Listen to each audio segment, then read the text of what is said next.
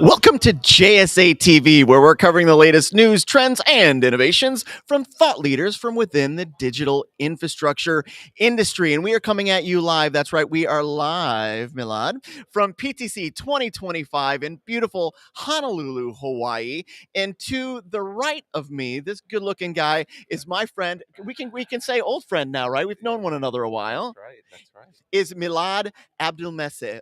Milad is the VP of KDDI and Telehouse. Milad, welcome to JSA TV. Thank you, Dean. It's great to be here. It is so good to see you. Yeah, To see you. same When I here. saw your face, I'm like, man, a friendly first thing in the morning. That's great. That's great. Thank you. So, Milad, I want to talk about longevity.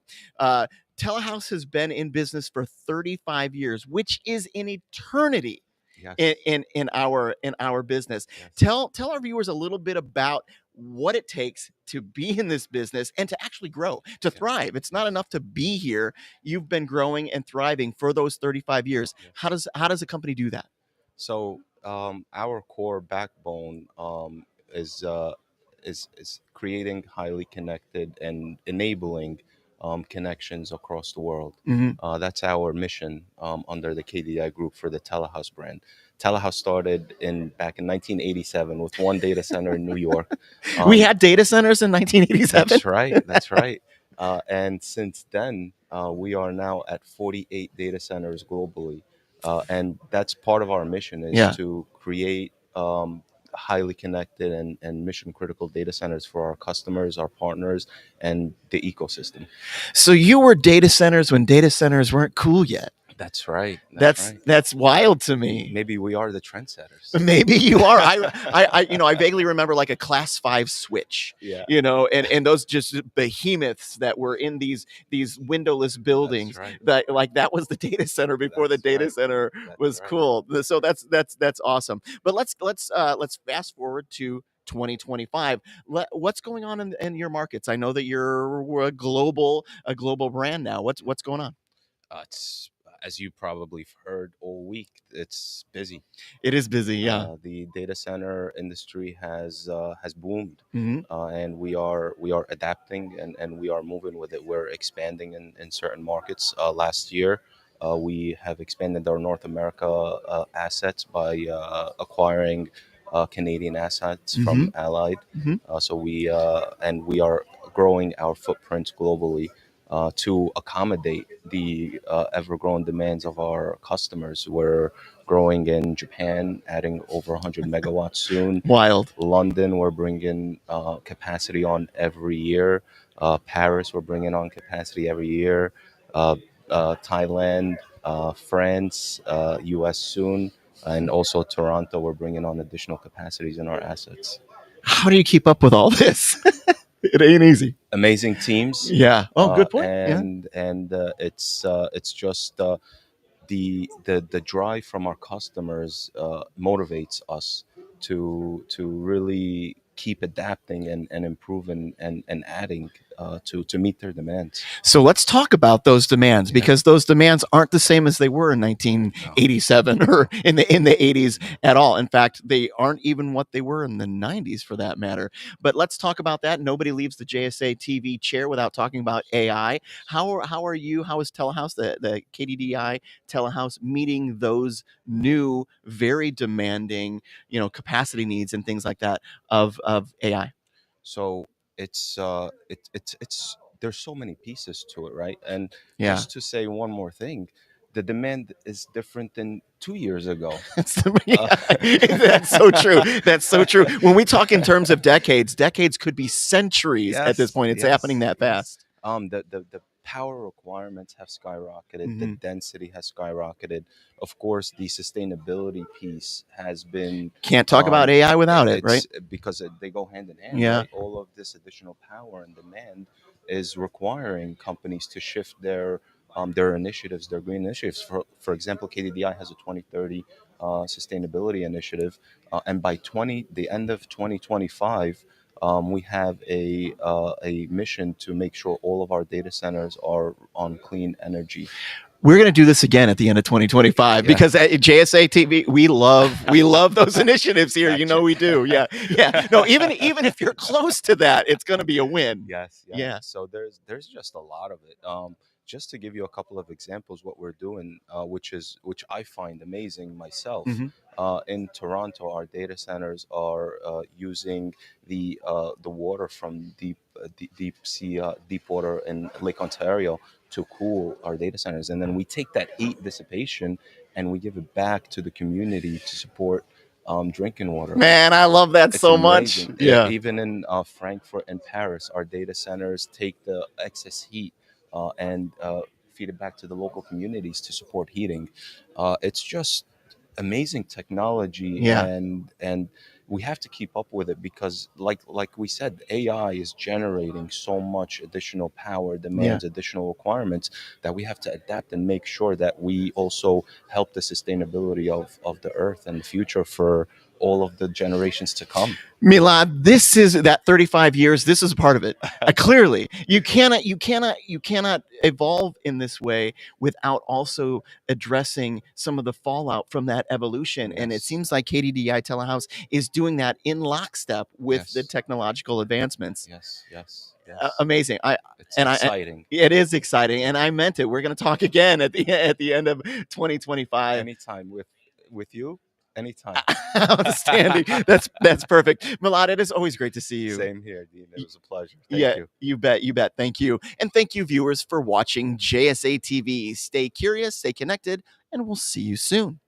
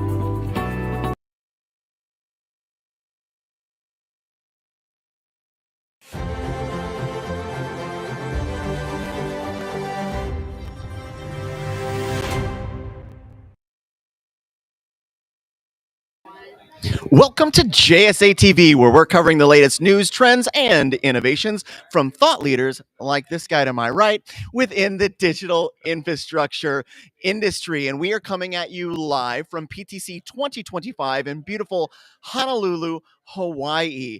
And this guy to my right, his name is Matt Simpson, and Matt is the EVP of a company we all know and love, of Megaport. He's the EVP of Business Development. Matt, welcome to JSA TV. Thanks, Dean. Thanks for having us. How's the show going for you? Amazing. It's just now kicking up right now. So Really, yeah. really is. This is my 9th PTC, and I would say there's such a buzz and collaboration with the event. Yes. The past years have been great, but this certainly is a lot bigger. So we've definitely felt it. Matt, this is my first PTC. They don't let me out of the box very Oh often. gosh. Okay. So, but you are not the first guest to say that this PTC is bigger than Yes. than some of the previous years. Why do you suppose that is? I think there's this thing called AI. Whoops. Yeah. Here we go again. Yeah. There's definitely like a buzz around GPU Yeah. and infrastructure. Mhm. But what I think is really, really different this time is we're all actually collaborating. There's not this sort of competing and we're trying to hustle and do business. There's Yeah. certainly that, of course, Yeah. but I feel like everyone, like data centers, network providers, internet exchanges, are like really coming together and trying to work out how that we can grow this and enrich this ecosystem a lot better. Yeah. I mean, So- I think I have done approximately 40 interviews over the last 2 days. Oh gosh. And that thread, that collaborative thread that you're Yeah. talking about, it literally goes from interview to interview. Yeah. I cannot think of an interview that I've had where one didn't have some kind of intimate relationship with the other. Yeah, They're all working together in this very collaborative way that I have never seen before. working together. I mean, we love to socialize as well at PTC. We so do, there's yes. back-to-back of events, but Yeah. I mean, it's not just the speed dating of all these meetings. Yeah. It's actually having a second meeting or a follow-up meeting, and then working out how are we going to really build this together. I think that we're all preparing. We're all seeing these different traffic profiles and use cases, but then we're also scratching our head and thinking, what is actually going on here? Like, Yeah. can you please share what insight you have within your business, within your industry? Yeah. So it's really interesting year. So let's talk about your position, or Megaport's position, Sure. in that kind of continuum of new advanced technology deployment. Where does Megaport fit there? Well, a lot of people or the industry know Megaport as being this like SDN, and we can spin up connections within like 60 seconds. Right. But what we've done is gone back to the network and reinvested in higher capacities. Mhm. So we're certainly seeing a lot more utilization on the network, but it's also reach. So we're accelerating like our expansion. So Mhm. you're seeing all these data centers deploying new sites. And so it's really hard for us actually to keep up with our expansion. So like in the last year, That's another thing. It's really hard to keep up. I'm hearing a lot of that. it really is Yeah. hard. It Yeah. really is. We're trying to really expand in light speed. So like in the last year, we've got close to 50 data centers that we've enabled. So now those GPU providers, those customers are trying to interconnect Yeah. between all of these data centers and other network service providers. Yeah. What's really interesting is, I can see the thought process in your head right now. I'm like sorry. it is. It's sort of spine tingling. Yeah. But I mean, Megaport's sort of in that carrier space, and Mhm. so a lot of the carriers were like, "Oh, we'll build the infrastructure. We can do what Megaport does." Yeah. And like we've been in this business for 11 years.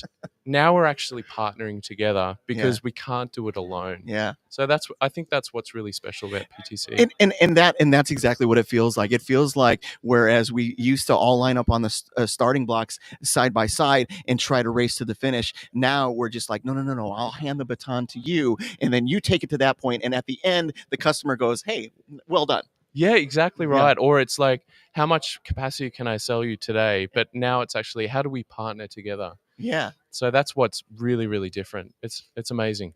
Yeah. No, I agree. So that's question number one. I'm winding you up. That's question number one. But so I like to ask just a hypothetical question. Sure. Where's it all going? What do we want this to be? You know, let's say, and I know 10 years from now, it seems like an eternity, especially at the pace that technology is evolving. But let's look 10 years down the road. What do things look like for Matt? Gosh. Yeah, shock. Yeah. For what do things look like for Matt and Megaport and for the industry in general? Dream a little. It's okay. Well, look, I know what I'm doing today and tomorrow. I don't Yeah. know whether about 10 years, but look, I think what AI is doing for everyone, for day to day, for businesses, it's making our life a lot easier. Mhm. We're becoming a lot more efficient. Mhm. I think there's really exciting technology coming out in this space, but we're all like testing this. It's like this one huge proof of concept. We know it's out going to be there. cool. We're just not sure We're how like, cool or what? what. Yeah. What is actually happening here? Yeah. So for like with Megaport, our vision is to on ramp as many of these providers as we can to make it a lot more easier to transfer data across Mhm. countries, across data centers. And I know that data centers are trying to work out the network strategy as well. So we're working in lockstep with them. So that's Yeah. sort of Megaport's vision. Me personally, I mean, I'm riding this wave. I think a lot of people are riding this wave. Yeah. It's a really exciting. Great to be- analogy considering we're in Honolulu, right? Yes. Perfect. Mahalo. Yeah. Mahalo. Anyway, that's it. That's all the time we have. Well, hey, thanks for having us. You know, thank you very much for being here. And thank you, viewers, for watching JSA TV. Stay curious, stay connected, and we'll see you soon.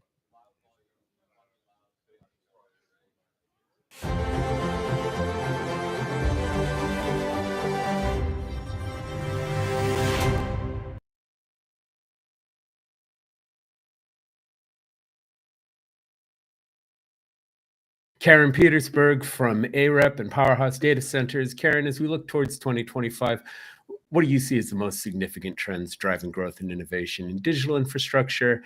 And how do you see these trends reshaping industry priorities? I think the biggest trend that we've noticed, or at least seems to be across the board, is just the use of AI and how it's becoming mainstream in software applications and other uses for everybody, really, and the different markets that AI is being put in is driving a lot of the growth that we're seeing in the data center industry today.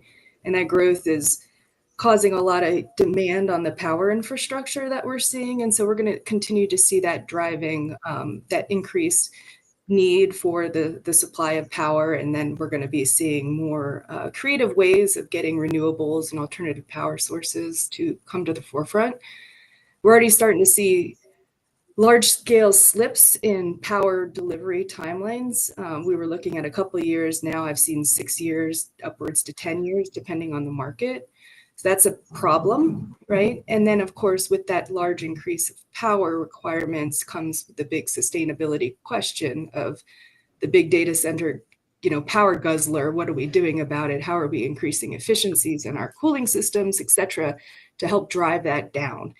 And so we're going to start seeing more different mechanical cooling system technologies coming to market, I think, just to try to combat those trends. And we're going to start seeing more creative efficiencies and just thought processes around what sustainability looks like. And we'll talk more about that later, but it is one of the bigger things that are coming to the forefront. Also, community pushback is becoming more mainstream as well in some of these larger markets, and that's becoming something that we have to pay attention to as a developer. How are we making our buildings more community friendly? What are we doing on the development side to engage our community in a positive, more meaningful way so that they are aware that we're not just out there taking power and doing terrible things, right? We are providing a service that is basically providing the backbone of our society today, right? The data center industry is, and then what are we doing to help the community, not just, provide a service, we're doing other things too. So I think we're going to see more of that come to the forefront.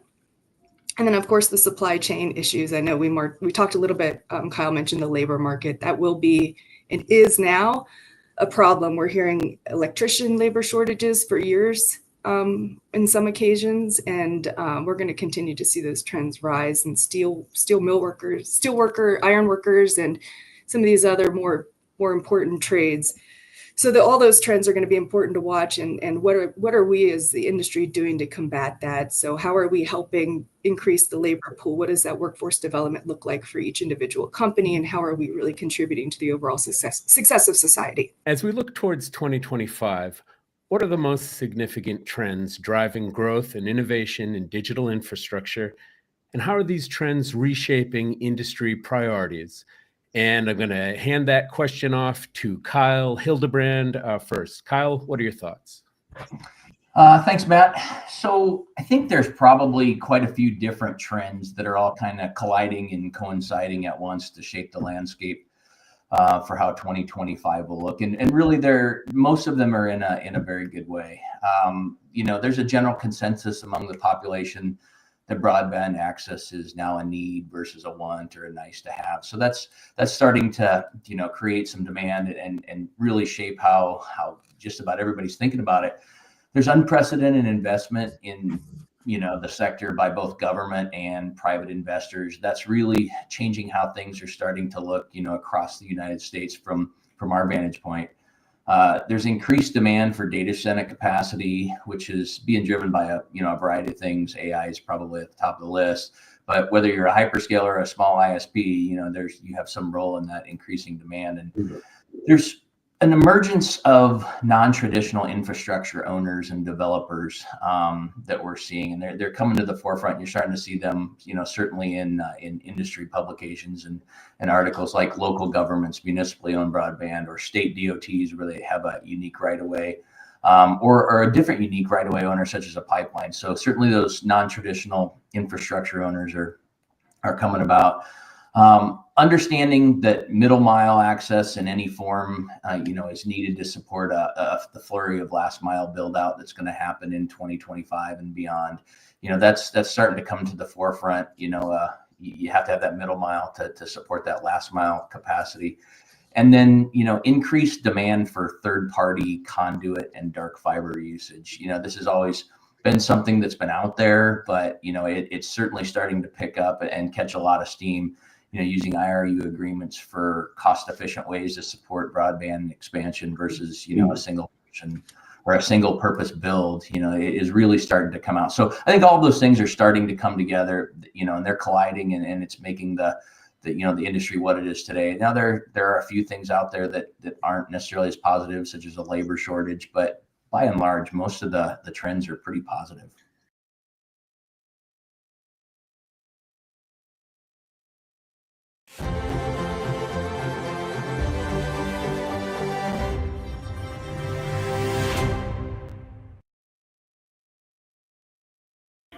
Welcome to JSA TV, where we're covering the latest news, trends, and innovations from the world of digital infrastructure. And we are coming at you live from PTC 2025 in beautiful Honolulu, Hawaii. And this good-looking guy next to me is Ryan Bauman. Ryan is the Vice President of Sales North America for Relco Power Systems. Ryan, welcome to JSA TV. Perfect. Thank you. Appreciate being here. You bet. You bet. Now, Relco Power Systems maybe isn't a name folks have heard of, but where you came from is most definitely a name others have heard of. Why don't you tell us a little bit about how Relco Power Systems came to be? Yeah, absolutely. First and foremost, thank you, PTC, for this amazing week. It really it's a land of sunrise and sunsets, correct? Yeah. And that's where we sit here with Relco and Kohler Company. So Kohler Company, Kohler Energy is now Relco. Yeah. And the best part about that is where we take pride in how we were and who we were. We grew up in the space. Kohler is in my DNA. Hospitality, everything about this event is what we are and what we continue to be as this new Relco company. So taking pride in the consistency of what we have is what's really transferred into where we are today. Mm-hmm. And that is our leadership team. Our leadership team under Brian Melka, under Charles Hunsucker, all of those have consistently been the same. So when I come out here as a new butterfly out of the chrysalis, right? We've got a new flag, we've got a new brand, we've got new colors. It's exciting to be here, and it really is truly a blessing to be part of the team and part of JSA. So thank you for the partnership that we've had. Of course. I feel your sincerity right now, Ryan. I appreciate that very much. But Relco is synonymous with power. Correct. power is synonymous with a challenge that this industry has. That has to we've got to figure out how to address that challenge. Let's talk about how Relco is working to address those power challenges. Yeah, absolutely. Again, as we look east, west, north, and south across the globe, the power challenges out there, whether that's Ireland or Iowa, we have challenges in the power space. Where Relco supports that. Again, we're an emergency backup power system where I play in. We've got other parts of our business, Clark Energy, where they leverage the large gas units out there that can come in as an EPC and build out. We've got hydrogen fuel cells. We've got other pieces in this play that really gets us out there, and it really makes a difference. I mean, we've got to get in early together as partnerships out there with again our peer network that's out there and solving these problems, because it's not changing anytime soon. So I'm like, I need you to give away some information here, like advice. If you're attending PTC right now and power is a challenge, what is your advice to those folks? Fantastic question. Again, the advice is partnerships. Get together, work closely together, start solving problems. I mean, that's where this whole event, PTC, and what we are as individuals that come in together like-minded with passion, with heart. And it's a matter of how do we work together? How do we look to the future? I mean, getting from an OEM, getting us information as soon as you can. What does your pipeline look like? What is it working at there? How can I help to solve a new area in, be it Arizona again or Hawaii? I mean, what are those power requirements, and how can we come in early enough to see that and solve them?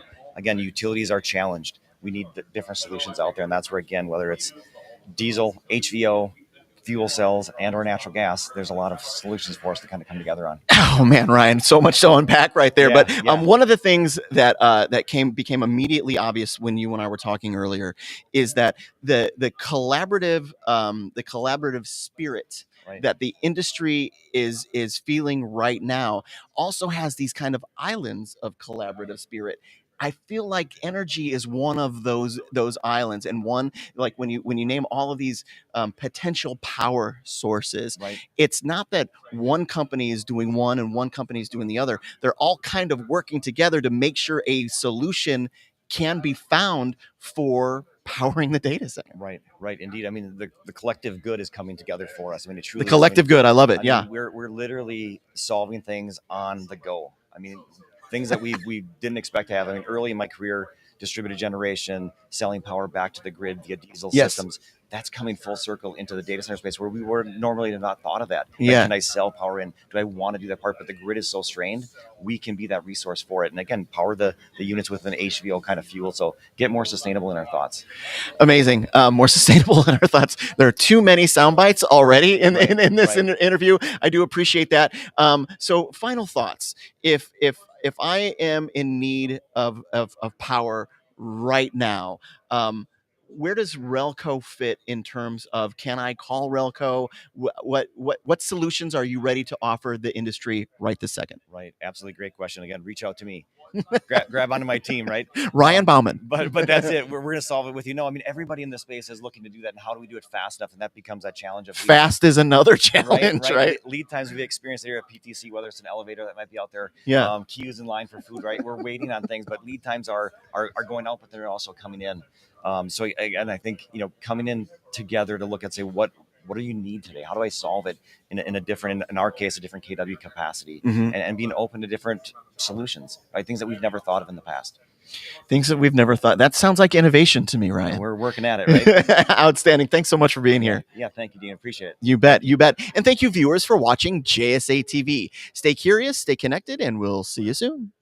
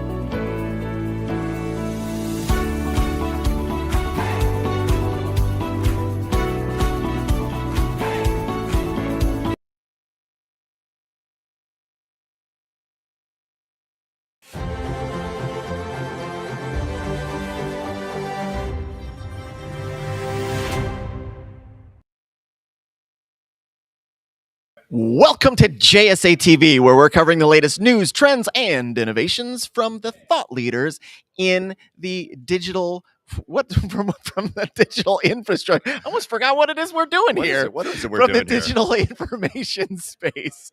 And we are coming at you live from PTC 2025 in beautiful Honolulu, Hawaii. And the man with the silky voice next to me is Mr. Dave Campice. Dave is the Vice President of Carrier Sales at Segra. Dave, welcome to JSA TV. Aloha to you as well, Dean. Thank you so Aloha. much for having me. Of course, of course. So, Dave, I'm going to jump right into it. We got a lot to talk about. Okay, so Segra's had a pretty big year, huh? Segra it's been very transformative. I mean, you can talk about the industry as transformative. Mm-hmm. It has been the same for us. So Yeah. Segra in 2021 was acquired by Cox Communications. Okay, so Heard of that? we got a fantastic owner. Yeah. I thought we were doing fantastic with our super regional network on the Mid-Atlantic and East Coast then we were merged with Unite Private Networks and now operating in 24 states across the United States. Not to name drop, but those are some pretty big names, buddy. I mean, so as Segra, we're now operating in 24 states with over 50,000 miles of fiber, and it's just and to be a part of the industry now with what's happening, it's just been really amazing and transformative.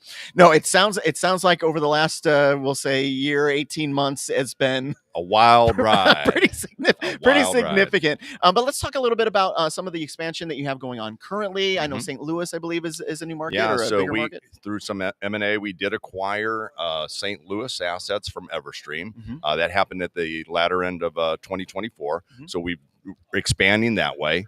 And of course, organically, we have right now in support of many hyperscale and AI initiatives that are going on globally. We have probably over 1,000 miles of fiber that we're building out right now in 4 or 5 states.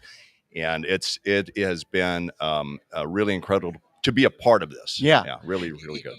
The theme, the overwhelming umbrella theme of the entire event has been collaboration. Oh yeah, that like AI doesn't happen unless you happen. Right. You know, there are literally hundreds of moving parts across multiple industries, really, that have to happen in order to make the benefits of AI a reality. And Segra is right smack dab in the middle of that too. Dean, you know, I can spell AI, right? But really, the best way I can support AI is with the infrastructure that we provide, and you know, being a fiber provider, not just a construction company. We certainly at the heart of what we do is build fiber, but it is custom network. It's the design, it's the services, and everything we build in support of all of these initiatives supports the overall business community as well. So it's really multi-purpose. Yeah, no, I get that. So dare I ask what's next for Segra? Well, I can certainly forecast a lot more large fiber optic build-outs in the States. We will continue to work alongside our hyperscale partners and build out this industry in a way that I just have never seen. You know, same. I mean, I entered the industry in '94, right? Deregulation happens. Internet becomes available to people, and you think, "Oh, wow, this is amazing." I was 97. I know. I know that. I know that feeling. Right. It's been incredibly rewarding to be a part of this industry and what telecommunications has done over the course of these 30 years. That is such a good point, Dave. Like, how humbling is it as people, guys, you know, our age, to have been a part of both kind of the broadband revolution and now the extremely future forward advances in technology as a result of that original revolution. Absolutely amazing. Yeah. Absolutely amazing. So I really look forward to 2025 and what it brings, and just keeping pace and staying ahead. Good luck, man. I appreciate it. You bet. And thanks for being here. Thank you. You got it. And thank you, viewers, for watching JSA TV. Stay curious, stay connected, and we'll see you soon.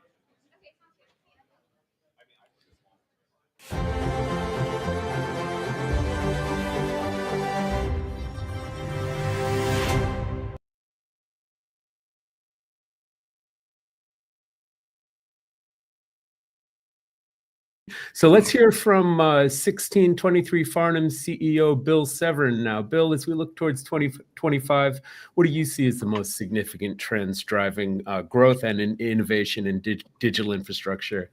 And how do you think those trends will be reshaping industry priorities? Yeah, it's a great question, Matt. Dovetail off of what Karen said. Internally, we call it power, power, power. If you have it in space, they will come, and we have it. I represent an interconnection facility, so we're really focused on building the correct ecosystem, not just who will come to the building, to drive value within the building. So, as I think about power in 2025, we have power. However, as we know, most power districts are out there contemplating high single-digit, low-teen rate increases for 2025. And with that, we deal with a lot of global procurement managers who are the buyers for some of these very large global corporations who are used to buying at a lower rate. And I think, CBRE's got a really good report about what's happened with the rates in the last 4 years, which is really good for us, right, from a pricing perspective. However, as rates continue to go up in 2025, it puts internal challenges on the budgets on some of these buyers. And when you're dealing with some of these very large companies, they might want to deploy in Q2, but the friction in the negotiation because of the rate adds time. And then in some cases, what we're seeing is re-engineering of what they want to deploy in a facility. So while you might, from a budget perspective, be counting on revenue in Q2, that may be a Q3, Q4, or even a 2026 event for you. So I think we're going to see an elongation of sales cycles because of the power issue. From interconnection, Kyle was talking about AI driving. We still think 2025 is going to be mostly inference, and most of the AI deployments aren't going to want to pay the premium to be in interconnection. And then from a growth perspective, for us, what we're seeing is, tier 2, tier 3 markets, we've kind of been that flyover zone, I call it, right? Everybody focused on the East-West Coast, Chicago and Dallas, and then NFL networks. But there are a lot of tier 2 and tier 3 interconnection facilities that are very well aggregated.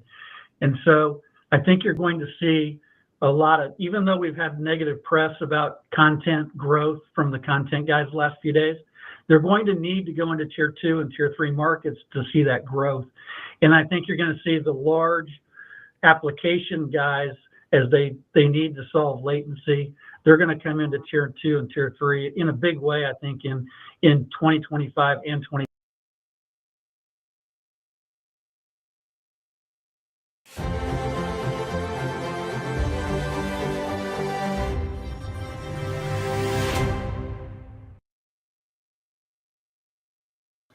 Welcome to JSA TV, where we're covering the latest news, trends, and innovations from thought leaders within the digital infrastructure space. And we are coming to you live from beautiful Honolulu, Hawaii at PTC 2025.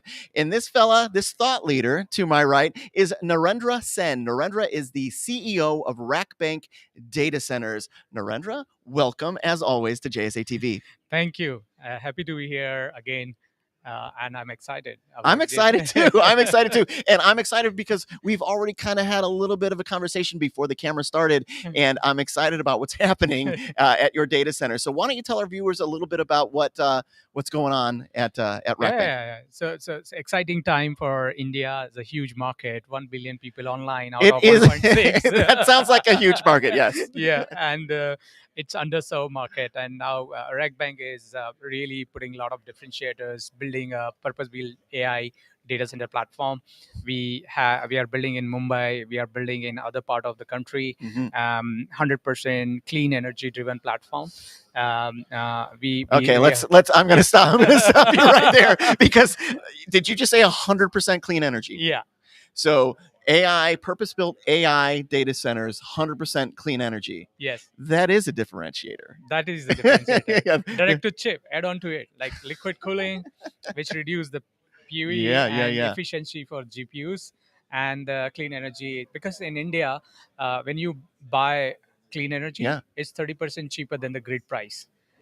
So it's not that you're paying premium to go green in India, Yeah. because solar market is commoditized, and we have pledged for Paris Agreement. We follow it, still follow, not like US. I didn't want to be the one to say that, but I mean, I feel like we could probably take some cues for what's going on over there in Yeah. India. Yeah. Wow, that's fantastic. I'm sorry, I didn't mean to interrupt you. You were just like dropping all these things, and I thought that's a differentiator.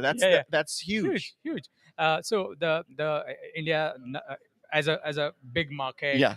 there are language barrier, and we are adopting AI like anything, because every 60 100 kilometers language get changed, and not Yes. many people are literate.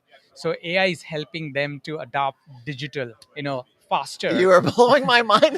I mean, we talk about the benefits of AI. Look, there's some really, really great stuff here, but let's talk about one of the benefits of AI is to help people learn. Yeah. It's to help translate the language Yeah. and to bring commonality across different language barriers. Yes, because we have many languages. Yeah. In various part of India we talk. Yeah. But the good thing is AI is helping those people who have never used digital or any online services. Now they can buy. They are only doing Instagram, just scrolling. They can't contribute. Yeah. They can contribute in their language, Yeah. but there's no translation to adopt more. Healthcare system, AI is helping there, because there are huge queues in India. Yes. And the patient has to wait for 6 hours. Now the AI is implemented there in hospitals, so you can go and give your what is happening with you in your own language. So before you go to reach to the doctor will have everything.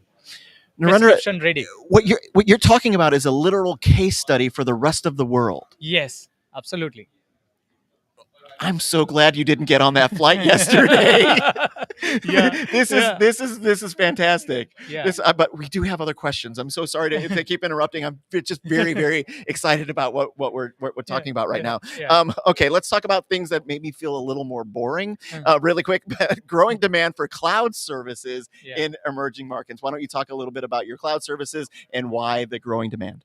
Yeah, so as I mentioned, there are 100 million MSMEs in the country who want to go online. There are, the consumers. We are like 20-25% of any global SaaS company market as India. So they have to be in India in any which way. If US market is like 15 gigawatt, India should be 3 gigawatt, but only deployed 1 gigawatt. So there is huge room to scale. Yeah. So India is underserved. Even compared to China has a 9 gigawatt deployed, and we have only 1 gigawatt deployed. So there's huge opportunity, and there's huge, deficit, I call it. Yes. Data centers are like, this is, growing faster, fastest market in Asia Pacific. I don't doubt that for 1 second. I've got other questions now based on that. Yeah. So like time to deploy, that's a huge challenge for so many data centers in the US and really around the world. Are you meeting some of those time to deploy challenges that maybe some others are having challenges with? Yeah, challenges like supply chain, supply chain. Then the people. These are the critical. But the good part is India have many people, like and all the this resource, the people who's working in data center industry, and the new guys, the college drop or the college people, the students are now adopting this MEP, mechanical, electrical. They are doing this. So we have. Okay, now we're talking about next gen workforce involvement. Yeah. Yeah. So workforce is like readily available in the country. We produce almost 95% in the country. The cement to MEP equipments to everything is manufactured in India. So supply chain side, there's not a lot constraint at this point of time. And as we understand, so there is a supply chain is smooth. But yeah, so I think the market is growing, and the teams and the people are more getting educated towards the data center industry. So it's a boom in India in data centers, especially in Rack Bank. Our approach was like how we can manufacture data center in the factory and deliver at site. Yeah. How we can reduce to 18 months time to 6 months. So we started building prefab data centers, horizontal, 40,000 square feet, 20 megawatt high dense. It's 150 kilowatt of density, only for GPU and AI services. And that's our focus. So we are able to reduce that time by half right now. And we are innovating. We got a patent in liquid immersion cooling tank. So we build in-house. So the good part is India, you can do lot of innovation with low cost. Okay, so at JSA, we have three kind of top level marquee pillars. There is AI, there is next gen workforce, and there is sustainability. My next question is about sustainability, and we will have literally talked about every single marquee topic that we have at JSA in one interview. I'm gonna say it's the first interview where I've been able to do that. So let's talk about sustainability. I mean, So- we've already talked a little bit about Little that, bit, but yeah. let's talk about your sustainability Yeah, initiatives. so it's like a day one for us. The sustainability is key before starting construction. So that's how we come up with how we can reduce it's like sustainable location is the Mhm. priority. Choosing the sustainable location is also key, not like near to the sea. You just go. There are in India, you can go in tier 2 cities where Mhm. the climatic condition, like you can get like at least 8 months free cooling. Yeah. So that's we start from that. Yeah. Secondly, we are doing the power purchase agreement for solar and wind Mhm. and hydro. It's Mhm. a mix from the government. We are getting a lot of supports. That's how we are claiming 100% green.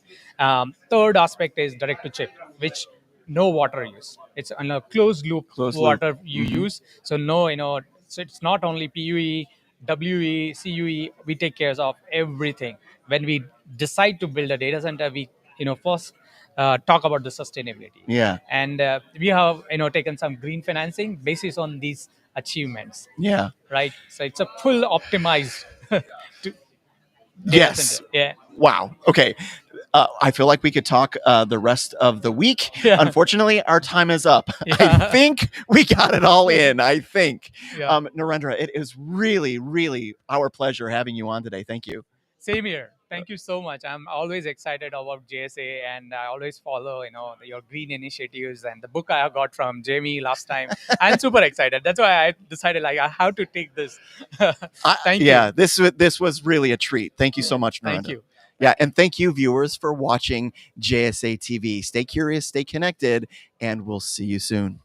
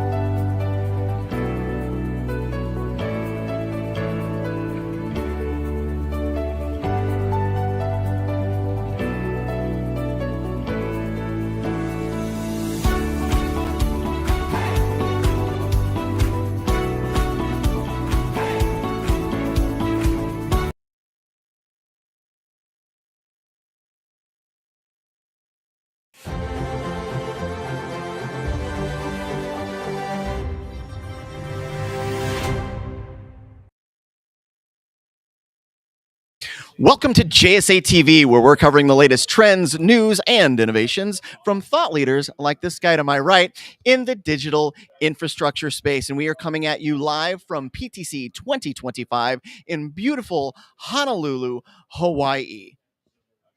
And this guy right here is Daniel Thomas. He's the CEO of Greenscale Data Centers. Daniel, welcome to JSA TV. Thanks for having me. You bet, you bet. So for our viewers that don't already know, why don't you tell us a little bit about Greenscale? For sure. So we're a platform that entered the marketplace midway through last year. The premise being a large-scale data center infrastructure platform, primarily focused on Europe at this stage. The investment behind the company is through DTCP, which is a European investment fund. And the real premise of the platform is focusing on large-scale customer infrastructure that needs to be deployed in different metros across Europe. We're operational with assets across Northern Ireland, and we also announced towards the end of last year we're entering the Nordics. Okay. And soon to at least announce which market, so which country that will be. And we can't do that today. We can't do that today. But in aggregate, the company sits on about 0.5 gigawatt of powered land and infrastructure. And then the premise being we're actually in the process of developing those sites at the moment. So you said powered infrastructure. Yes. My assumption is that because the name is Greenscale, that there's a green element to this. You want to talk about that? Okay. So I'm quite literal by nature. So we spent a lot of time thinking about the name of the company. Yeah. And in some respects, this is driven by the markets that we're going to, but also just my view of I believe, where the industry needs to go. So you have initiatives like carbon offset credits that you can have as you either build facilities or look at procurement of energy. Where we're actually building our assets, one being Northern Ireland, actually off the northwest coast of Northern Ireland, you have some of the largest access to wind generation power across all of Europe. So actually we're in the process of arranging agreements that can give customers access, so direct line access to that energy, which both is green at source, but also cheaper to run from an operational standpoint. And then similarly, as we look at markets like the Nordics, you just have a tremendous amount of hydroelectric power and then solar and wind that actually really is a vision for the company, scale being one component, but also access to green energy sources is the other. Okay, so you said it, green energy at source. That's what I would love to speak to you about right now. Okay. My first question is, I got to believe then that a key consideration, maybe the marquee consideration when you're looking at sites, is that green energy or that renewable energy source. Is that correct?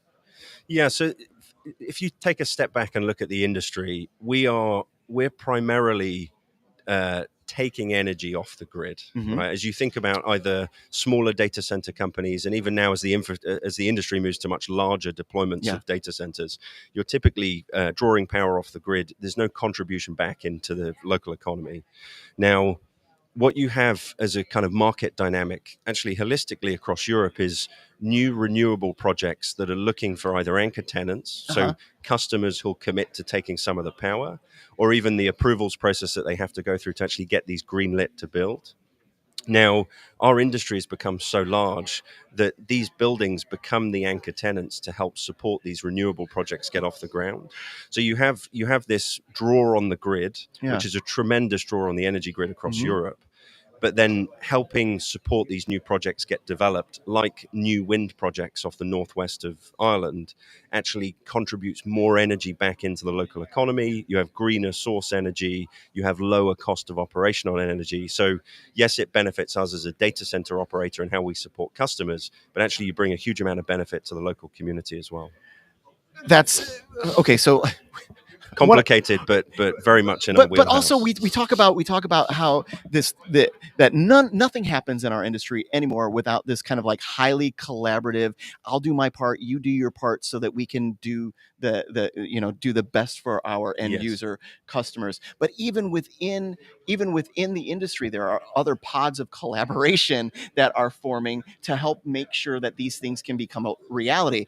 And so what I think I heard, and pardon my ignorance if I didn't hear it correctly, but there are green energy companies in the markets that you're going to who want you to come in to be the anchor tenant to consume that green energy so that they can give back to the local economies. Yes. So we live in a very much so, very much so. Shoo! Very much so. We live in some respects in a really complicated ecosystem of data centers requiring access to the grid to draw power. Right. It's driven by customers wanting to go into those data centers to deploy equipment, whether it's cloud or GPU for AI infrastructure, you name it. Right. But you see this growth curve of demand on the grid for power, right? We're deploying sites that are anywhere between 200 and 300 megawatts in size. And it's not sustainable for the grids to continue to beef up the infrastructure without having alternative source coming in when you think about renewables. And real primary sources of renewables come through wind or solar, right? And you have new initiatives like battery energy storage, which is also trying to come to market. And yes, it's adjacent to our industry, but it's also what will help fuel the growth from a power infrastructure standpoint. Yes. And it's I think the way you would describe, I always think of it as like 1 + 1 = 3. Yeah. You need all these different parties to come together because yes, everyone can continue to request power from the grid, but you also need to create these arrangements where you can get additional power and primarily through renewable sources that increases the amount of power you can deploy at site. Not all of that necessarily will be dedicated to the data centers. So you're also bringing it to wherever that local community is because they're building the transmission pipes into those regions. So it's I think this will change the industry over the next few years, but it's incumbent on our industry at least to help be an anchor for that. Yeah. I mean, that's just it. There isn't an industry that what we do doesn't touch or won't ultimately impact over the long haul.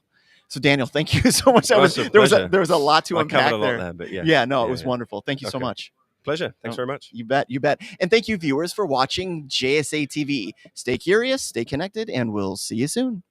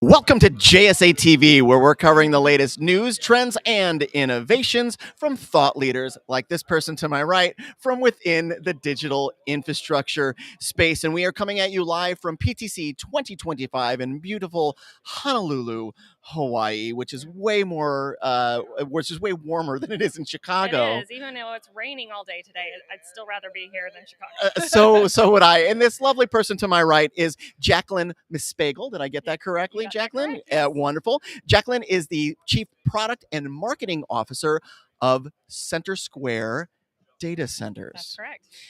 Okay, question. I'm going to never mind any of that.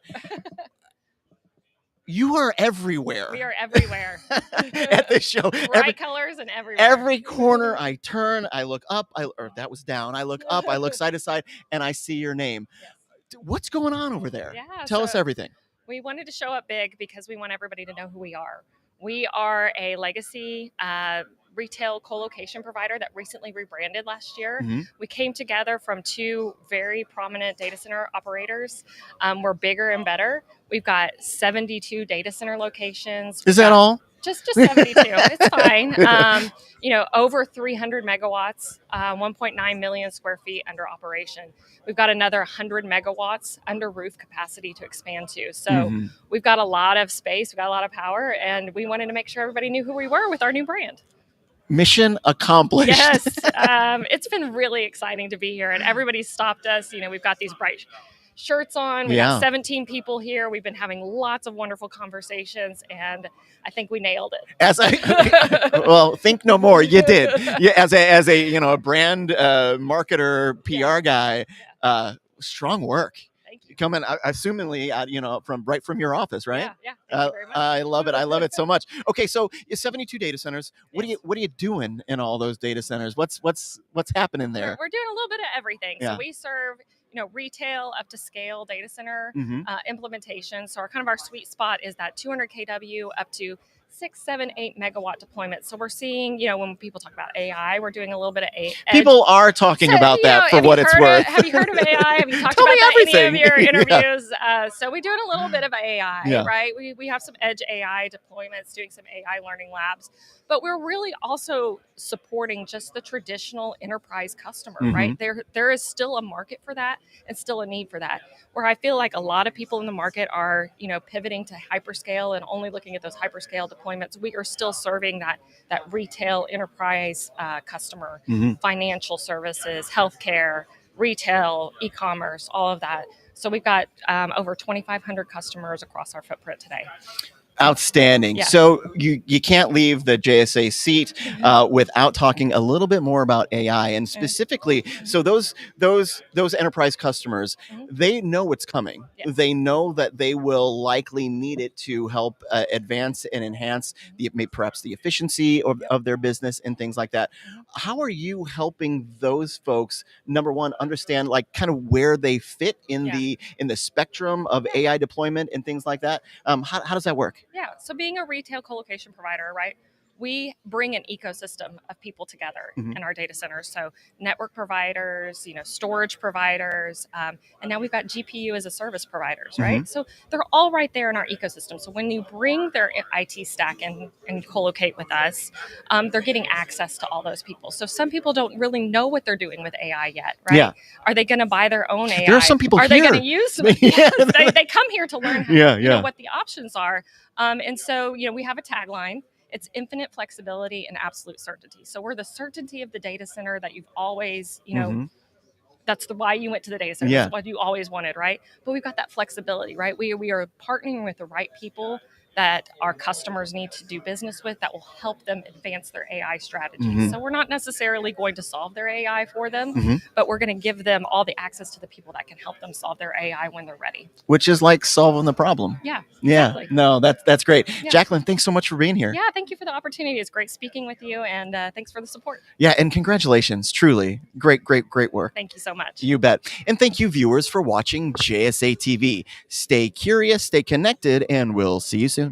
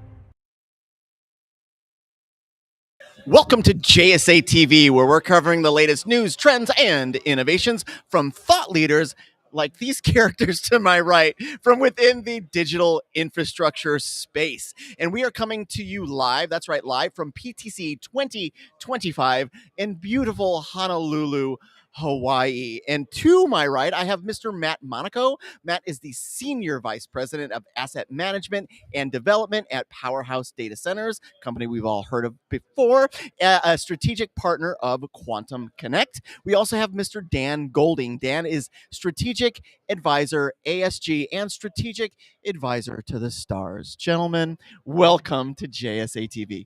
It's great to be here. Thank you for having us. You bet, you bet. So, okay, so first question, how's the show going for you? Oh, it's been great so far. Lots of great meetings, getting to see a lot of familiar faces. It's been a great show.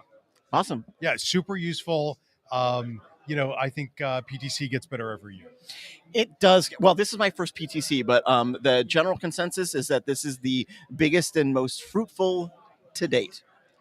Would you guys agree with that? It's fruitful. Okay, well, let's go ahead and jump right in. Question number one: tell us about Quantum Connect's proximity and why. As I understand it, Quantum Connect is a project.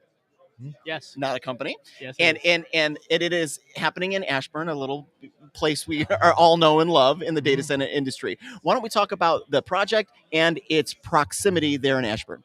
Yeah, happy to do that. So Quantum Connect is a project. It's 20 megawatt site. It's right in the heart of Ashburn. It's connected to 10 different data center campuses around the area with a network of 340 conduits that link it to about 45 data centers. We're focused on leasing 1 to 3 megawatt suites, private suites, and it's right in the center of Ashburn, Main on Main. Yeah, and it's super unusual because in most big data center markets, I can lease an entire data center. So and I might be able to get a 5-rack or 10-rack cage. So it's increasingly difficult to get that sort of 1 to 3 megawatt bite. In Ashburn, it's effectively impossible to get that. Right. And so, this was a unique opportunity to take some power and a really awesome site and make an infill that can meet the needs of a lot of people that just aren't being met right now. Speaking of amazing, thank you very much. But speaking of needs that aren't being met right now, nobody leaves the JSA TV seats without talking about AI, and so we are gonna talk about those needs. Presumably, you guys have your fingerprints on the future of AI deployment. Why don't we talk a little bit about that? So AI comes in sort of 2 flavors for data centers. There's the AI training sites, which are the huge, vast, big sites that are out in, the middle of nowhere, as far as the eye can see. But there's that's been the first kind of site to get deployed widely. The second kind of site is what's called an inference site. And the inference sites are where, when you're talking to ChatGPT or creating a video, that's where it's actually coming from to serve the user. That's where the queries per second are happening. That's where the money is being made. Yeah. Those are much smaller, and they have to be much, much closer to interconnection. They have to be much, much closer to the end user. And so one of the primary purposes of this 20 megawatt site in Ashburn, Quantum Connect, is to be a inference edge site for all the people who are building these monstrously big training sites out in, the Midwest or Texas or whatever. There has to be an accompanying series of smaller data centers that are near the people.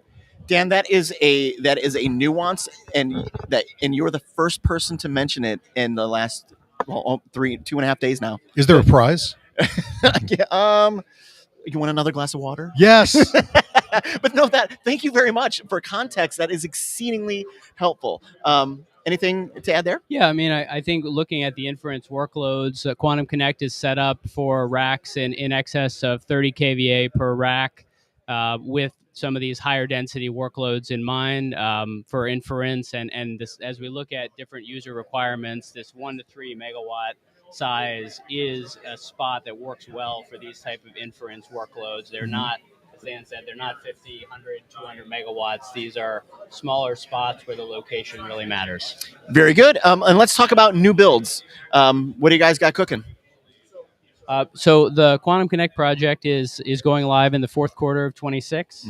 This is the project we're talking about here. Okay, so that is the marquee build. Yes, that is the marquee build, and it's, we're not here to talk about 50. The reason we're talking about this one is because it's unique. Yeah. When I was talking with a potential customer, they said, "Oh, we have several alternatives," and I said, "Actually, no, you don't.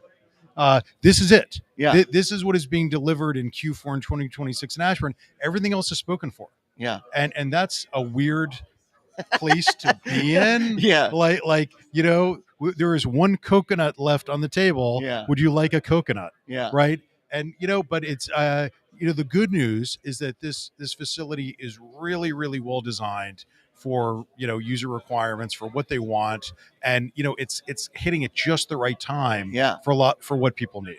No, outstanding, and that's the button. I think we'll wrap things up right there, gentlemen. Thank you very much for being on JSA TV. Of course, yeah. Thank you for having us. It's great to be here. Thanks. You bet. Thank you. And thank you, viewers, for watching JSA TV. Stay curious, stay connected, and we'll see you soon.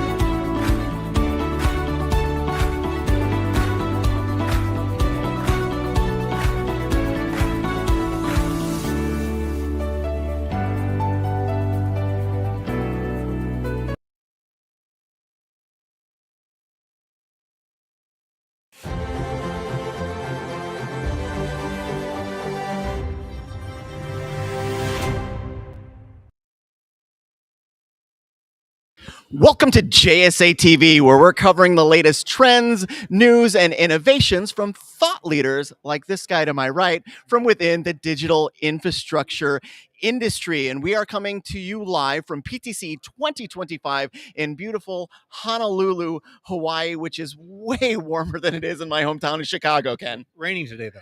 It's raining. So gotta avoid that. I wouldn't know that it was raining because I've been here all morning so far. And this gentleman to my right is Mr. Ken Parent. Ken is the Chief Executive Officer at Element Critical. Ken, it is always a pleasure to see you. Thank you, Dean. Great to be with you. Great to be with the fine folks at JSA, and great to be here in PTC. How's the show going for you so far? Very busy. Good. People think it's a holiday, but we're back to back 14 meetings a day. So that's what my wife is just going, oh, they're sending you to Hawaii. I'm like, I'm lucky if I see the outside other than walking from the host hotel to my hotel. Very true. It is true. But Ken, I'm very excited to have you on today because your growth over the last 12, 18 months has been nothing short of phenomenal. Yeah. Why don't you tell our viewers a little bit about that growth and some of the reasons why what it is that you're doing is so valuable in the market right now? Yeah. So we are, as I think you know, we play in the enterprise colocation space, right? So we service that customer need a little bit smaller than the hyperscale, quite a bit smaller than the hyperscale. And one of the things that we have found is that everybody has gone up market. So when everybody used to play in our space, chasing that traditional enterprise customer, the technology customer, the smaller hyperscale, they're now doing the larger deals. Yeah. Right. They're looking to grow their platforms. We like where we are. It's a little bit more business operational intensive, but we developed a platform that can service their needs. And there's only 4 or 5 of us left in the space. So we've got a phenomenal team. We've got a growing customer demand, especially with AI coming in. Yeah. You know, these enterprises are trying to figure that out. They are going to deploy AI across their workloads, and AI is additive. So continued scale, a lot of growth. Great year last year, as you mentioned. Thank you for that. Yeah. Great year in 23. Expecting big things in 25 too. I believe it. One of the things that you just said that really kind of struck a chord with me is that there are a lot of data centers and rightfully so great who are like kind of show me the money or show me the giant money, and you guys are kind of saying show me the customer that's going to use these applications because that's who we serve. Right. And you have always kind of been a very customer first, customer centric, enterprise centric company. How does AI change that for you? Well, you know, the enterprise is traditionally slower to adopt some of the technology trends that other customers are. Yeah. But, you know, all of these customers are looking for ways to improve their workloads, become efficient, grow their capacities. And so they're absolutely bringing AI in. And, you know, we're looking at ways to serve them, whether it's to white label AI services or just make sure we have, you know, the footprint that can handle their high density loads. We're a very flexible business model. We can do 3 kilowatts a rack. We can do 30, 50. We can do liquid to the chip. We can do all those things. So whatever it is that they need, and we help them get there too. Yeah. Right? Yeah. We help them deploy on the floor. We help them with their workloads, understanding airflow, things like that, make sure that they're running optimally within our data centers. And so given that focus, your time to deployment is relatively quick, comparatively speaking too, correct? Well, you know, we still have long lead items if we're expanding data centers, but sure. I mean, most of our facilities, you know, are in place. Got the 4 walls. We've got infrastructure that we can leverage off of. So we can, in many cases, deliver new capacity in 3 to 6 months. In some cases, it's going to be longer. It's going to be a year and a half, perhaps longer, if we're expanding outside the facility and things like that. Yeah. Tell us a little bit more about the markets you're in, why those markets, any expansion plans, anything you got on the horizon? We want to be where the eyeballs are, right? So, you know, we're looking at tier 1, tier 2 markets. Yeah. So we're in Texas, in Houston and Austin, phenomenal markets. When we got in them, they weren't that vibrant, but we knew that they were going to be growing. They certainly have done that. We're in Northern Virginia. We're in Northern California. We have a couple of assets in Chicago. So these are big markets. And we are expanding, and we're looking for, you know, doing acquisitions, teeing that up for 2025. We're circling a fresh round of capital to do that. A lot of dollars, you know, big name sponsors coming into the platform because they love what we're doing. They love the enterprise colocation space. They want diversity away from the hyperscale. It sounds like a secret to ongoing success. Maybe not a secret at this point, but it sounds like a good formula to me. It is a good formula, and you know, all of these things together what's going on a macro level with people servicing the bigger customer, the way we developed out our platform with services and the people that we have, and the technical aspects of what we can do has all led to phenomenal growth. 28% top line growth, net of churn last year.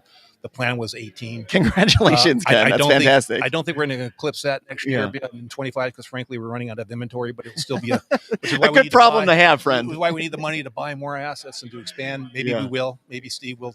Our great CRO will do a lot of pre-lease deals, and we'll even eclipse the last numbers. But it's a high watermark too. You guys are some of my favorites in the business. Thanks for being here. We appreciate it. It's a pleasure. Thank you, Dean. You bet. You bet. And thank you, viewers, for watching JSA TV. Stay curious, stay connected, and we'll see you soon.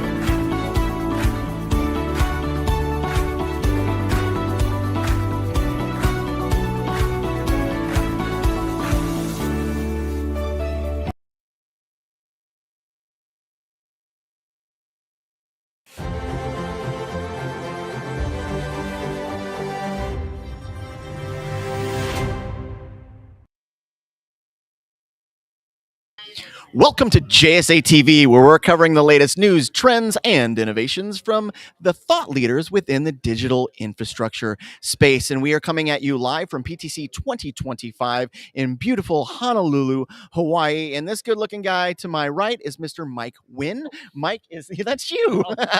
Mike is the CEO at Inflect. Mike, welcome to JSA TV. Thanks for having me. You bet. Let's talk trends. Wanna? Let's do it. Okay, specifically the transformative trends that are shaping IT, specifically the future of IT. What do you got? Well, I think we are seeing more and more of enterprises buying like carriers. So there's been a shift over the last 15 years or so where carriers bought like carriers. Yeah. And then all of a sudden the Web 2 companies, content companies bought like carriers. And now the people that consume the applications are buying the carriers. So it's getting very complex. It's getting very interesting. So there's a lot of emotions in it. So that's what we manage. We manage the alignment between buyers and sellers, and it's interesting seeing people make these transitions, and it's happening more and more. That is a great synthesis of that. But why? Why is that happening? Why are the buying behaviors changing?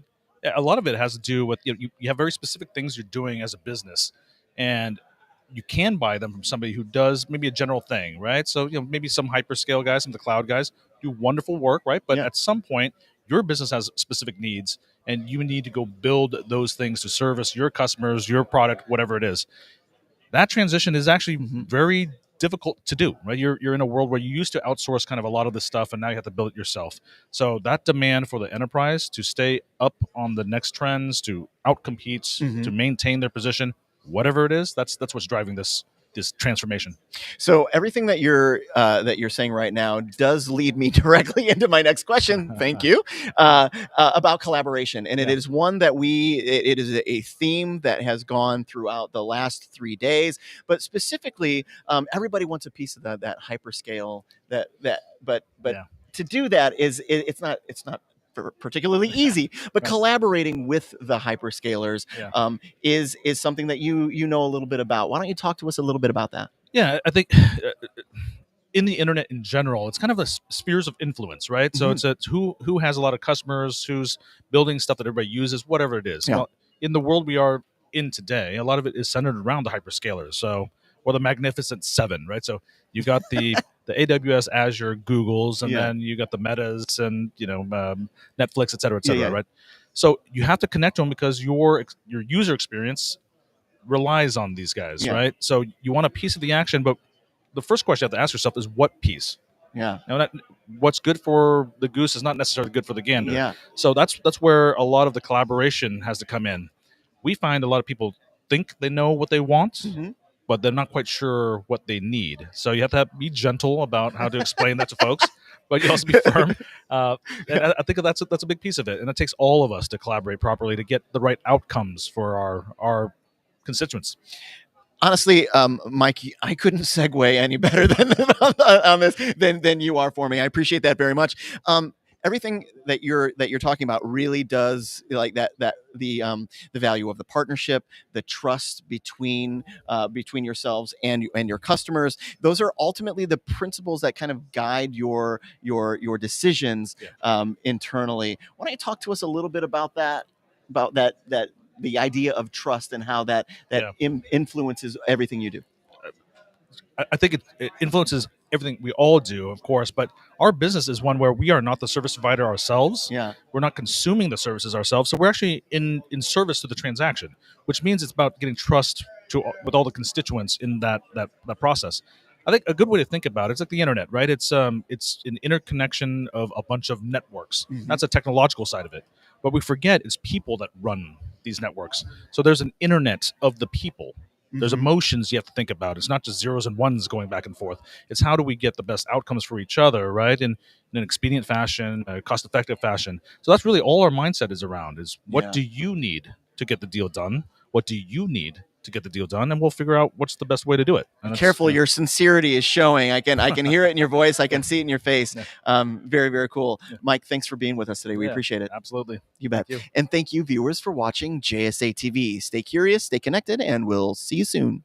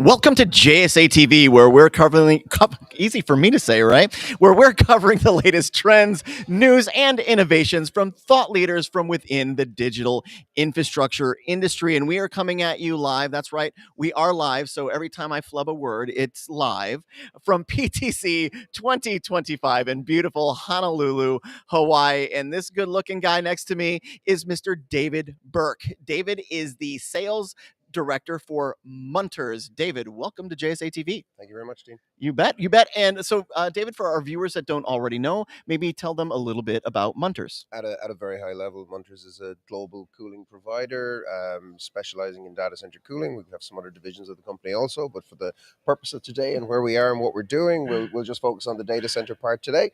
And yeah, we kind of like to pride ourselves on the fact that we have probably the broadest range of cooling solutions in the data center space at the moment. So, you know, trying to make my job easy. These great guys back in R&D and various things doing fantastic work to give us the broadest portfolio in the market. I love it when somebody and I don't even need this anymore. When the interview starts off with like very simply, we are a global, and I'm like, okay, this is actually much bigger. But let's talk about the data. We've been talking about cooling a lot. Yep. Let's talk about the data center. To your point, let's talk about the data center more right now. The data center of today, or really kind of the data centers of the last decades, since the 80s, aren't the data centers that we see today. They're changing fundamentally in design, in construction, and things like that. Tell us more about that. What obviously AI is a big part of that. Absolutely. But what else? Why is the infrastructure changing? I suppose the infrastructure is primarily changing, like you mentioned, with AI, and I suppose the density is increasing all the time. We're moving from what traditionally would have been an air-based cooling in a data center, obviously, to now we're looking at more liquid-based cooling solutions. So in Munters, we are, I mentioned R&D a moment ago, we are driving that in terms of working with our R&D team, led by our fantastic our global R&D VP, Mike Boucher, and his fantastic team, and they are allowing us in the sales team and the frontline sales team to get to our customers, meet their needs, and evolve, constantly evolving. You know, the R&D team is probably the busiest team in the company at the moment, because you know they're constantly coming up with new ideas. Every customer has nuances and tweaks within which they want to implement in their spaces, and luckily as a company we're able to do that. Another factor in it then, I suppose, we're touching on, we have a very aggressive growth strategy at the moment. We're acquiring companies. We've recently acquired a company in Italy called Geoclima, which has brought fantastic technology to our space, and couple that with the CDU technology that we're developing all the time with that R&D team, and you know, fantastic guys like Keith Donovan that you probably met before and interviewed. You know, great guys and great team. Yeah, you know, okay, so there is a theme at Munters, and that is that you are always kind of raising up the R&D team, raising up your team, talking about your partnerships, talking about collaboration. I actually interviewed Zutacore yesterday. Cooling technology absolutely blew my mind, and they're a key partner of yours as well. Absolutely, Zutacore are a partner. We've recently taken for direct-to-chip cooling with Zutacore, and it's you know I'm repeating myself, but it's just such an exciting time to be in the industry and in the market. And as a company, I suppose we're priding ourselves on that fact that we can flex, we can modify around the customers. No such thing as standard. We're you know, we take standard boxes and we tweak them to our customers' needs, and that's what gives us, I think, the edge over some others. That's it. Amazing. So one of the talking points I had was your evolving portfolio. I think evolving is the wrong word. It's fluid. Your portfolio appears to be very fluid as you partner and as you collaborate, as your R&D team bring new services to that portfolio. It's all customer driven, customer demand driven. Is that a difficult thing to keep up with? It is difficult to keep up with. You know, we sit with our customers, we define their needs, and then we design their solutions. You know, there obviously has to be an element of scale in it, but you know, luckily the data center space is pretty busy at the moment, so scale doesn't seem to be an issue at the moment. So as long as we have some scale, we can develop the product to just define it around the customer's needs. And I suppose following that, then the aggressive expansion that we're doing at the moment. We've new factories in Daleville in Virginia. We're expanding in Texas. We've just put a brand new factory into operation in Cork in Ireland, coupled with the 2 factories we already have. He did mention global right away, didn't he? Yeah. And add in Geoclima on top of that, with they already global network. And we're it's great. It's great. Amazing. David, thanks for being with us. Thank you so much, Dean. You got it. Thank You got it. You got it. And thank you, viewers, for watching JSA TV. Stay curious, stay connected, and we'll see you soon.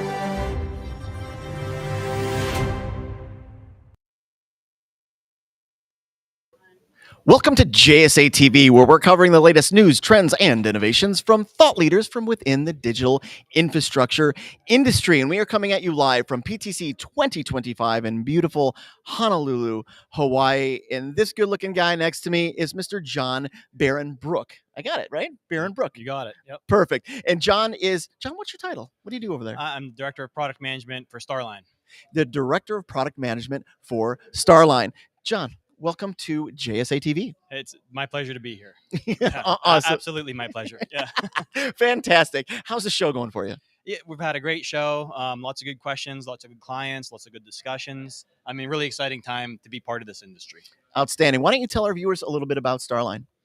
So Starline is a leading manufacturer of power distribution equipment for over-rack equipment. So, we are the last piece of the chain to power up the servers, really. Okay, so the reason why I love that question and the way you addressed it is because you said the last piece of the chain, and there are a ton of links in that chain. Am I right? You're right, yeah. The general theme of the entire show, for me, at least from my seat, has been collaboration, in that no one piece is a final solution. No 100 pieces are the ultimate solution, but there are myriad companies working together in concert to make the service work. Where exactly does Starline fit in to that puzzle? So, we make a busway product, and our busway is, the most flexible on the market. So, and that's how we started 30 years ago. 30 years is an eternity in this industry. And we were the first to market with our type of product. And the challenges, back then are so vastly different than they are today. Yeah, it's a different game. And different game. And the kilowatts per rack back then were not much different than, powering up your computer in your house, and not very dangerous, right? And so the things that we're working on today, when we're talking about, going from 3 kilowatts per rack to 120 to 300 kilowatts per rack. Yeah. And by the way, the racks really aren't any bigger in most cases. So how do you address those challenges? The danger factor does seem like it's increasing exponentially. Yeah. So that's what we're dealing with today. Yeah. No, excellent. Power distribution challenges. That's the big one right there. Yeah, absolutely. Yeah. So we also, so AI, and you mentioned it. So how is AI changing that game? Obviously the densities and things like that. How does it change the game from your seat? So I mentioned it. So the racks are staying the same. The power is getting more dense. And so you have some physics problems, right? Power creates heat, but the clients and our customers, the end users, their footprint's not changing. So what we really have to do is design a way to get that same power and that same footprint. So that's challenge number one. So we have a teams of engineers just working on those challenges all day long. Number two is, how do you do it safely? So we have some innovative new products. We call it our rotating paddle. And basically all it is a way to move away from the equipment as you're going live, to get out of any dangerous zones, so that you can get away from the electrical energy and power up your equipment. That's the first kind of conversation that I've had about that all week. So no, interesting. Getting away from it to make sure that it is safe, so that, I mean, if it's not safe, it can't be deployed. Right. And we go above and beyond. And that's not to say that our equipment's not safe. We go in above and beyond to make sure our equipment's safe, it's tested, safety standards, all of that. It's an extra layer. We call it belt and suspenders, right? So, the belt is just equipment safe. The suspenders is, we have a remote actuation tool that you can attach to our product. It actuates it, rotates it into our busway, and then you can step outside of the arc flash zone, we call it, and then you can be live. So that's one of the innovations that we've been working on. We showed it here. A lot of great interest in it. Awesome. We don't let anybody leave the JSA TV hot seat without talking about one of our core pillars. Sustainability is one of those, and I understand that you guys have a bit of a sustainability play as well. Absolutely. And this is something I'm super proud of. A lot of stuff going on in the world today, for sure. But Legrand has made it their core value, and this goes the whole way up to our CEO, that we will be the most sustainable company in the world. And so that's aggressive. and it filters down to Starline. And I'll tell you, it's a challenge to do sustainability. So we do a couple different things. We have full transparency. We call them PEPs. So product environmental profiles, and it can tell you our carbon footprint from manufacture into its life cycle. And so that's one of the things we do for our customers, to say, all right, what is the actual carbon footprint of your data center? we can tell you what the carbon footprint of our little part of that is. Yeah. Additionally, we do things like getting rid of single-use plastics, reducing packaging, and so we're across the board. We have very aggressive targets dictated to us by Legrand. I love it. John, that's our time. Amazing. Yeah, thanks for being with us. It's my pleasure. Thank you. Outstanding. And thank you, viewers, for watching JSA TV. Stay curious, stay connected, and we'll see you very soon.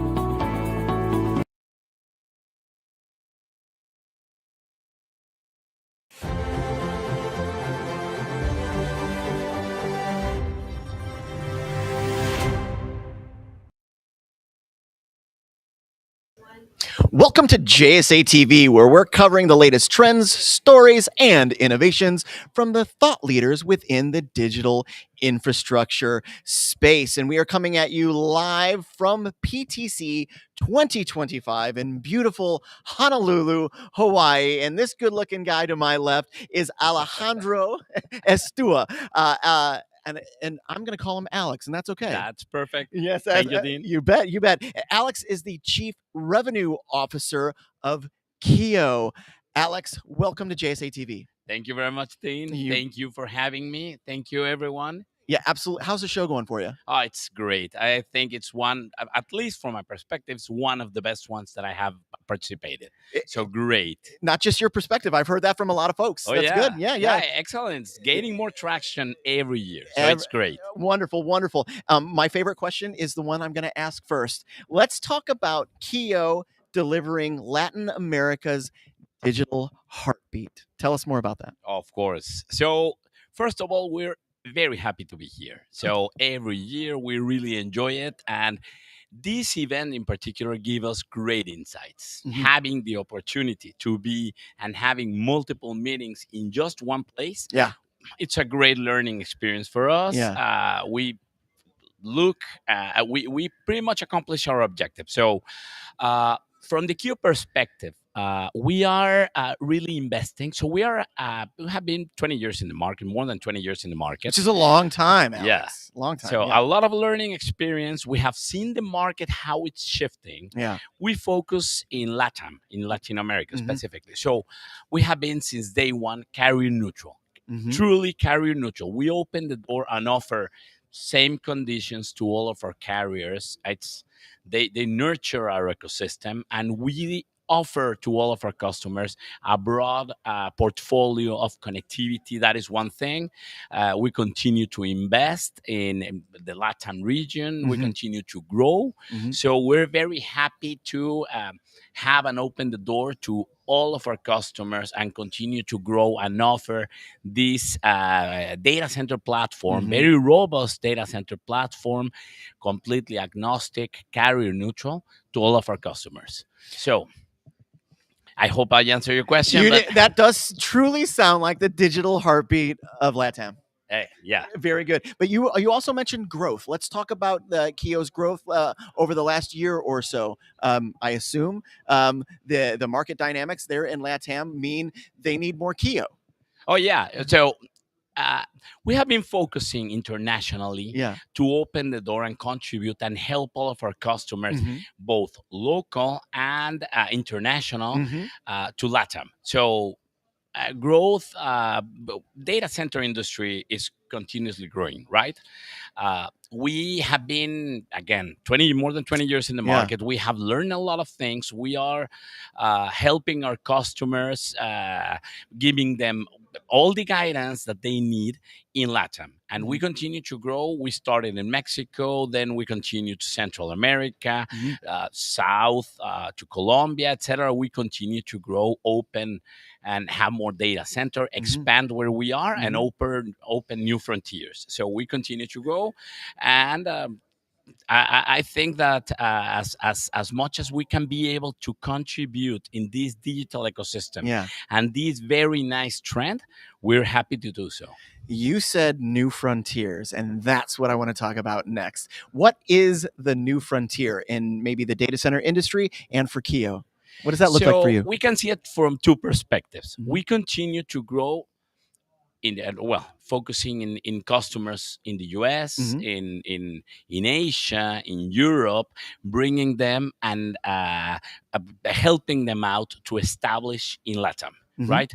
So we are moving to new countries. We are still defining exactly which countries are the next.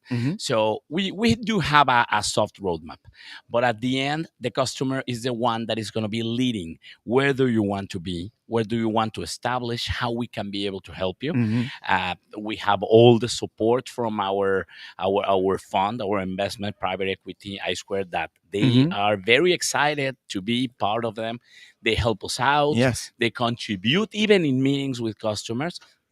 And we are very glad that they come with us even to this event, right? Sure. So at the end of the day, the customer is the one that is going to be leaning to that perspective. And if a customer wants to enter into one country, we are more than happy to do so. And we will go and help them out. And I think at the end of the day, it's partnership. So we continue to grow these partnerships, Yes. having these conversations in these events. We have a lot of learnings and understanding where is going to be the next step that we're going to be moving forward. Well, you know what, Alex, I cannot wait to find out what that new frontier looks like for you in 5 to 10 years. Let's do this again soon. You wanna? Of course, I would be more than glad. I'm very happy to be here. I am very happy to be here with you in this transmission with all the audience that are seeing us. Wonderful. Thank you so much. Thank you very much, Dean. You bet. Thank you. Thank you, everyone. And thank you, viewers, for watching JSA TV. Stay curious, stay connected, and we'll see you soon.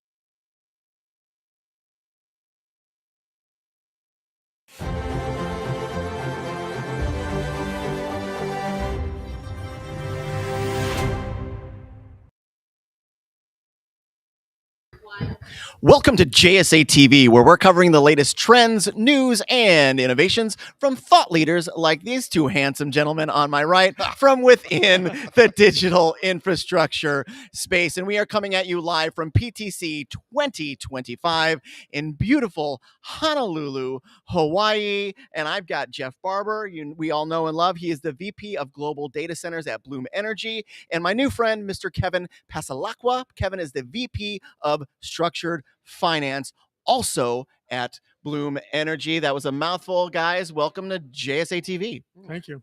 Thanks, Dean. I love that DJ voice. Well, that is fantastic. You know, I am mustering the last bit of energy that I have, because you guys are the last interview of the entire conference for me, and it will be a sad day when I head home, but it's a good day because I don't have to talk so much, and I'm really looking forward to that. But you guys do have to talk, and so I'm going to jump into some of these questions. Let's start with the big one. You recently announced a landmark contract with American Electric Power. Kevin, tell us all about it. Yeah, so we're super excited to be working with AP. They've actually been a partner of ours for probably 5 years now.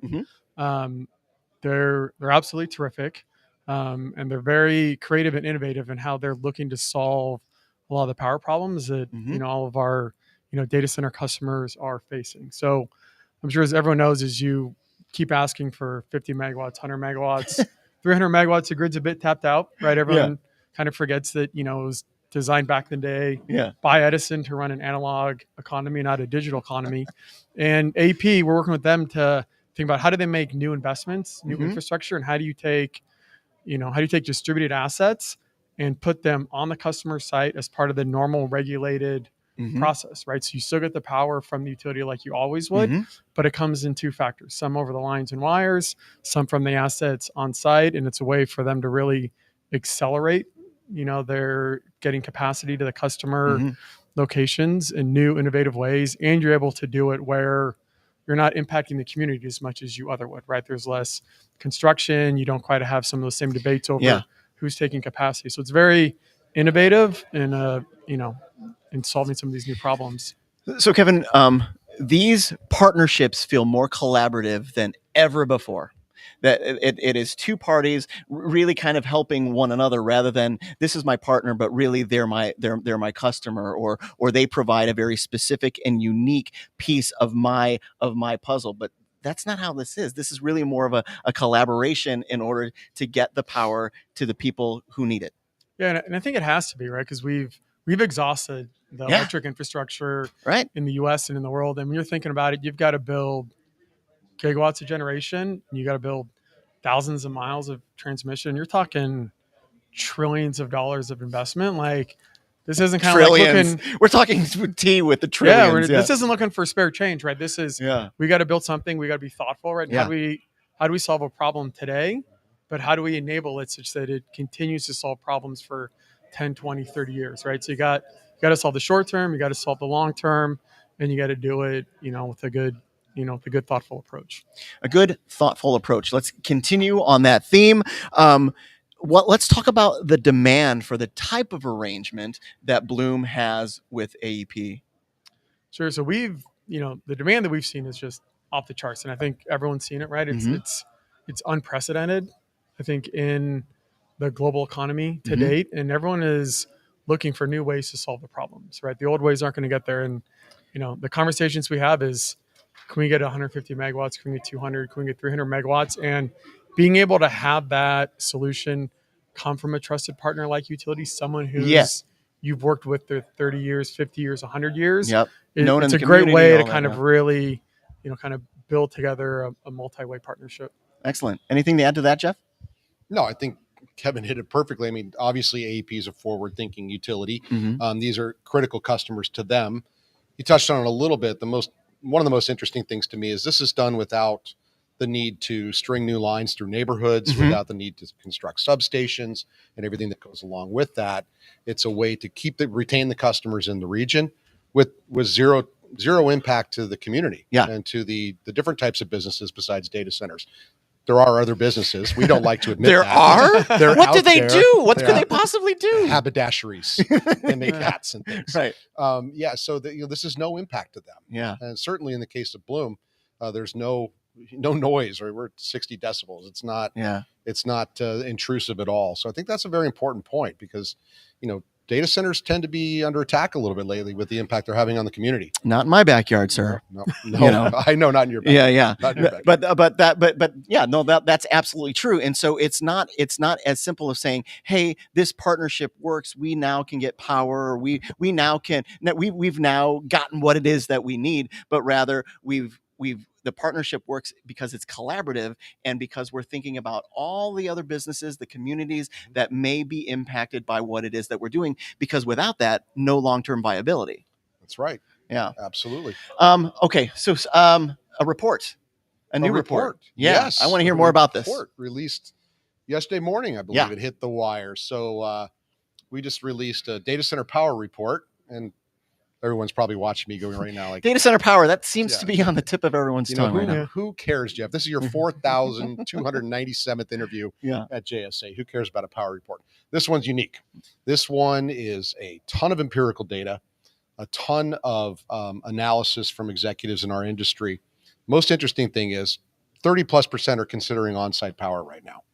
Okay, well, we kind of know that intrinsically it's getting trendy and all that. But the thing to look at is it was less than half of that only 7 months ago. 7 months. 7 months, we've doubled the amount of on-site generation, more than interest plans, committed dollars to have on-site distributed energy at the data center. I think we've reached a tipping point where, like, as Kevin likes to say, we've all gone through the 7 stages of grief that the transmission lines are not going to just show up. Yeah. I'm not going to get my will serve letter or whatever contract I'm looking for.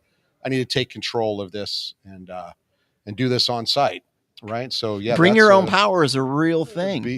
BYOP, and you can find that on our website. By the way, TM, yeah, you can find that on our website. Like I said, I believe it published yesterday morning. It hit the wires. It's out there on LinkedIn, of course. Anybody that follows me on LinkedIn would it's right. Doesn't everybody follow you on LinkedIn, Jeff? Almost everyone. Almost everyone. Yes. Awesome, gentlemen. Thanks so much for being with us on JSA TV. Yeah, Dean. Now hit that Mai Tai. You got right into the. It is my last interview of the entire conference. Thank you so much for being with us. We appreciate it. Thank you for having us. We appreciate it. You bet. Thanks, and thank you, viewers, for sticking with us and tuning in to all of the great conversations from all of the magnificent thought leaders from within the industry over the last 3 days. We cannot thank you enough. Stay connected, stay curious, and we will see you very soon. DCD Connect in New York, I believe, is the next time I will see many of you. Yeah, not Metro Connect. Oh, I hope not. I mean, somebody from JSA will definitely be there. Probably not me. That makes me sad. Yeah, well, me too, I guess, a little bit, right? Yeah. But anyway, stay curious, stay connected. I said this already, and we'll see you soon. Thank you.